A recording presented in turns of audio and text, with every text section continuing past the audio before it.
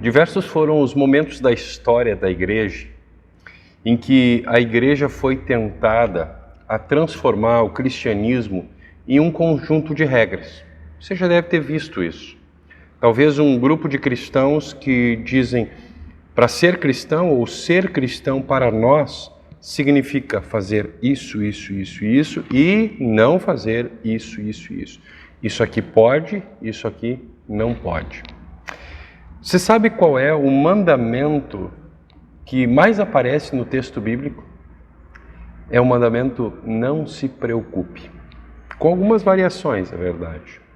E por isso eu pergunto, será que a gente deveria sempre olhar para um mandamento como uma ordem, como uma regra? Ou será que a gente não deveria ouvir o mandamento como um conselho, como um encorajamento ou como uma declaração de que a gente não precisa se preocupar porque nós temos o perdão de Deus, a vida e a salvação que Cristo conquistou para nós? Deus está sempre conosco e Ele nos ama.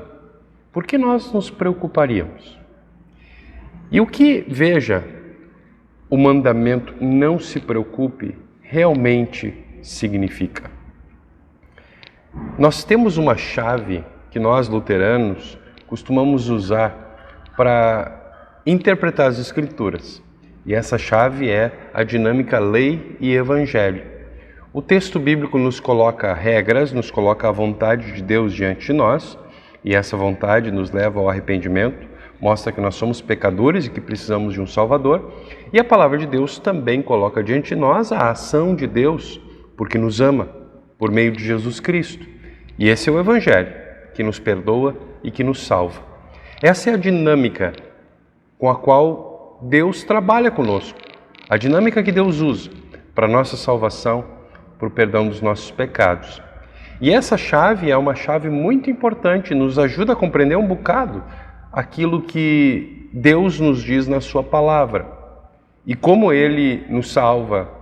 Mas na prática, nem sempre é algo simples de a gente lidar. Muitas vezes é preciso olhar o texto sobre outros aspectos para que a gente possa então lidar com o que Deus está nos dizendo naquele texto. O texto de Deuteronômio, capítulo 4, é um desses textos.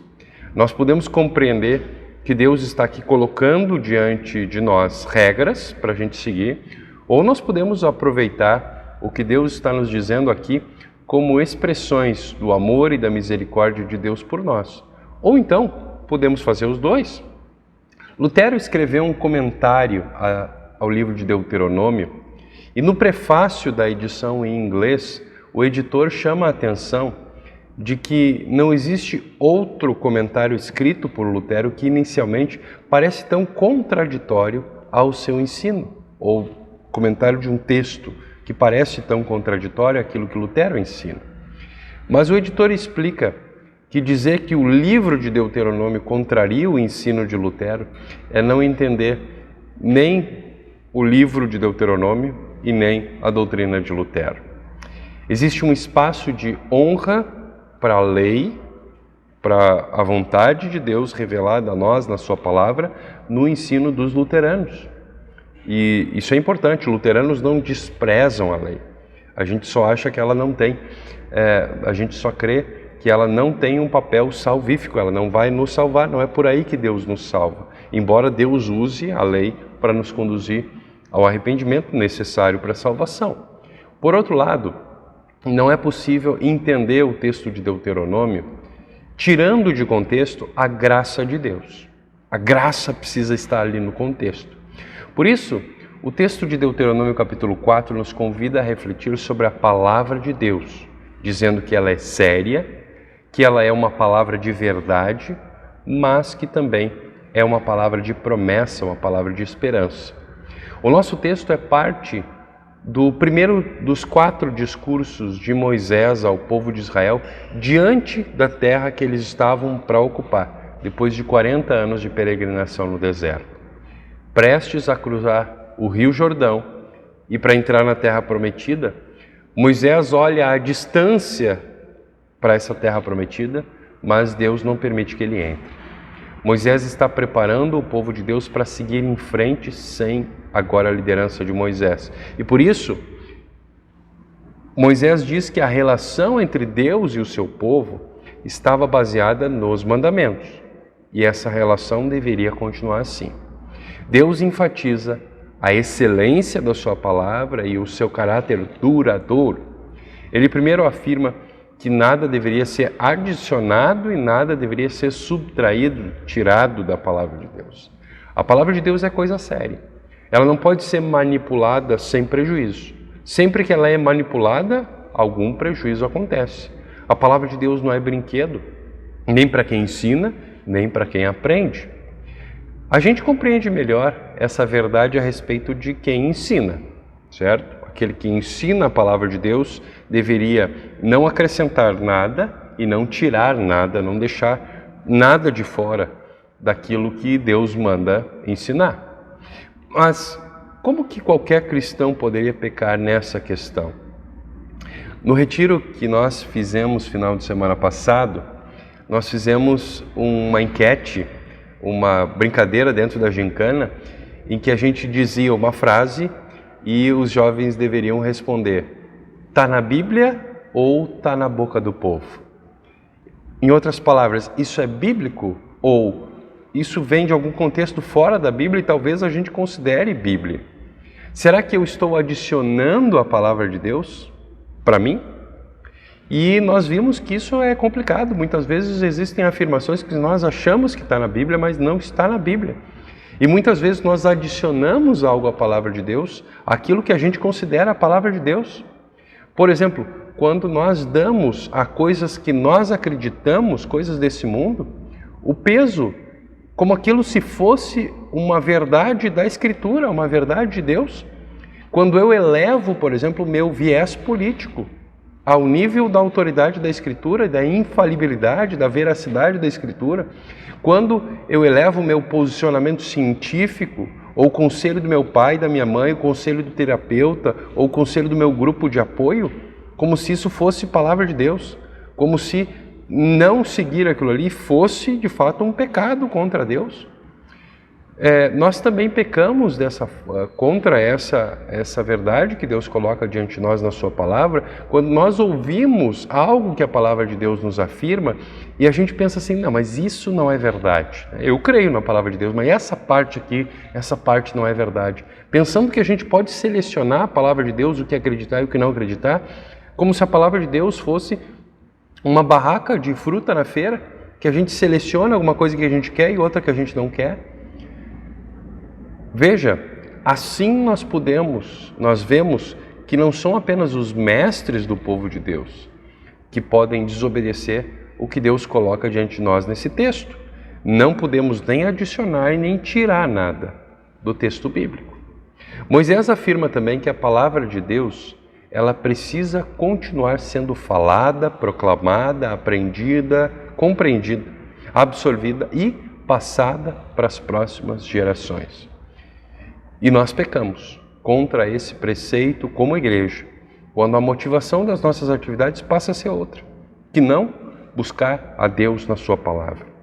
Eu peco contra isso quando eu evito lugares e ambientes e também oportunidades em que o ouvir da palavra de Deus aconteceria.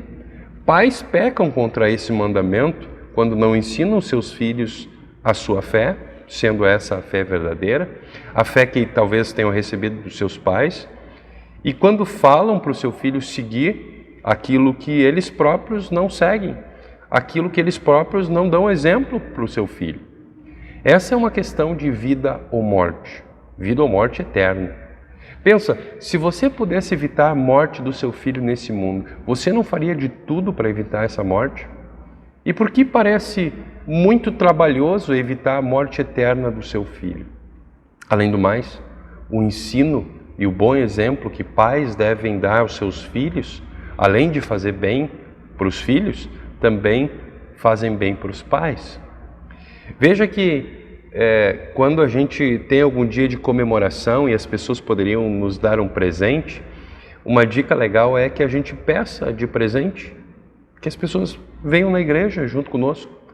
Pensa que significativo para um filho ouviu uma mãe pedindo de presente no Dia das Mães. No Dia das Mães, eu quero de presente que você vá na igreja comigo. Pensa que isso também pode ser aproveitado no Dia dos Pais, ou no Dia dos Avós, ou na Páscoa, ou no Natal, ou no Dia do Amigo, ou no dia do que quer que seja. Veja se não é um bom momento para a gente trazer os nossos, especialmente os nossos filhos, para junto de nós e especialmente para junto de Deus. Moisés diz essas palavras aqui de Deuteronômio 4, porque ele sabe que existem muitas tentações e distrações que nos fazem negligenciar a palavra de Deus e deixar a palavra de Deus para depois. Quando aquele povo cruzasse o Rio Jordão, Moisés sabia que haveria muita coisa para fazer, assim como nós, no nosso contexto. Nós temos sempre muitas coisas para fazer. A história de Israel não é muito diferente da nossa. A gente esquece de Deus como Israel esqueceu. A gente esquece da palavra de Deus como Israel esqueceu. E quando as coisas vão mal, a gente acha que Deus se esqueceu de nós. Mas Moisés deixa claro que a palavra de Deus é coisa séria e que nós precisamos nos relacionar com a palavra de Deus frequentemente. Ao mesmo tempo, com toda a humildade. Isso significa que nós precisamos usar todas as ferramentas que Deus coloca à nossa disposição e todas as oportunidades, para que nós possamos nos aprofundar o máximo possível na palavra de Deus. Mas é preciso sempre manter diante de nós a ideia de que essa palavra sempre tem mais a nos dar. Se nós estudássemos mais, também aprenderíamos mais. Moisés também afirma que a palavra de Deus é sábia e faz com que as outras nações olhem para o povo de Deus e admirem aquilo que o povo de Deus crê e como ele coloca isso em prática. Basicamente, o que Moisés diz é que quando a pessoa tem contato com o povo de Deus, essas pessoas estão tendo contato com a palavra de Deus sendo posta em prática, naquilo que Deus refletiu na vida do seu povo. Jesus disse: ame o seu inimigo e ore pelos que perseguem vocês. Só que algo assim só é possível pela fé. Fé no perdão de Deus, fé na obra de Cristo, fé naquilo que Deus providenciou para nós por meio do seu Filho. Por isso, será que em Deuteronômio Deus está de fato colocando regras diante de nós? Ou Ele está diante de nós colocando uma mensagem que traz vida? A resposta é sim, os dois. Deus está colocando os dois diante de nós. Mas certamente Moisés está dizendo essas palavras para pessoas que estão preocupadas com o seu futuro e com o futuro do povo de Deus. Será que nós estamos vivendo um momento muito diferente? Não estamos preocupados com o nosso futuro, pessoalmente, como família, como igreja, como cidadãos do país e do mundo, que anda dando passos que nós nunca imaginaríamos, que poderiam ser dados durante a nossa vida? Nós não temos motivos para nos preocupar com o nosso futuro também? Não temos motivo para nos preocupar com o futuro do povo de Deus? Pessoas ficaram tanto tempo longe da igreja, pessoas podem ter se acostumado a ficar longe da igreja e não voltar mais. Pessoas podem ter aproveitado de uma maneira errada a oportunidade de acompanhar a palavra de Deus sendo pregada pela internet e achar que agora eu posso acompanhar pela internet e está tudo certo, não preciso mais ir na igreja. Por isso Moisés lembra os mandamentos, as regras, dos estatutos, das instruções como manifestações do amor de Deus, como demonstrações de Deus com o bem-estar do seu povo, que foram estabelecidas para o bem do seu povo, que seriam muito úteis quando eles cruzassem o Jordão e entrassem na terra prometida. Mas especialmente, tudo aquilo que Deuteronômio nos mostra como Deus é paciente, como Deus perdoa. O próprio fato do livro de Deuteronômio existir é uma prova de que Deus se preocupa quando o seu povo se afasta dele e que ele quer evitar o desastre do seu povo se perder no meio do deserto. Por isso Deus chama o seu povo de volta. Assim, Moisés enfatiza o amor de Deus pelo seu povo, do qual a gente faz parte. Deuteronômio nos mostra o coração de Deus. A sua ira? Sim, mas também a sua misericórdia. Como Moisés afirma, que grande nação há que tenha deuses tão chegados a si como o Senhor nosso Deus, todas as vezes que o invocamos? Por isso, sejamos gratos a Deus pela sua palavra, porque ela foi preservada, porque ela chegou até nós, porque ela quer alcançar muitos agora através de nós. Quando Deus ordenou que nós fizéssemos discípulos de todas as nações, isso inclui os nossos filhos. Filhos que são os primeiros a quem a gente tem a responsabilidade de fazer discípulos. Por isso, vamos juntos pedir a ajuda do Senhor para que possamos executar essa tarefa que Ele nos deu. Que Ele abençoe essa palavra no nosso coração. Amém.